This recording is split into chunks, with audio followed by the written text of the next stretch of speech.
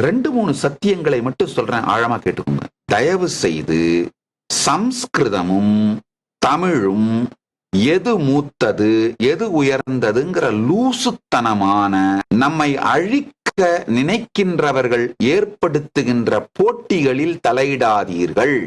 என்னை பொறுத்தவரை சம்ஸ்கிருதமும் தமிழும் வேற வேற மொழின்னு சொல்றதே தப்பு.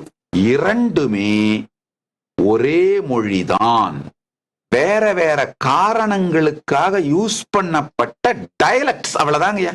இப்போ ஆங்கிலத்திலேயே என்ஜினியரிங் யூஸ் பண்ற இங்கிலீஷ் வேற, பயாலஜிஸ்ட் யூஸ் பண்ற இங்கிலீஷ் வேற, எக்கானமிஸ்ட் யூஸ் பண்ற இங்கிலீஷ் வேற. டவுட் டெயில்னு ஒரு சிவில் இன்ஜினியர்கிட்ட சொன்னீங்கன்னா அதுக்கு மீனிங் வேற. அந்த டவுட் டெயில்ன்ற வார்த்தையே ஒரு பயாலஜிஸ்ட் கிட்ட சொன்னீங்கன்னா அதோட மீனிங் வேற. அது மாதிரி தமிழையும் சொல்ல முடியும். ஒவ்வொரு துறைக்கும் அதே மொழி வேறு வேறு விதத்திலே உபயோகப்படுத்தப்படுவது போலே வெர்டிக்கல் டைம் ஜோன் உயர் உலகம் சார்ந்த விஷயங்களுக்கு உபயோகப்படுத்தப்பட்ட தமிழ் சம்ஸ்கிருதம், மனித இனத்தோடு தொடர்பு கொள்வதற்கு உபயோகப்படுத்தப்பட்ட சம்ஸ்கிருதம் தமிழ் இரண்டும் ஒரே மொழிதான்.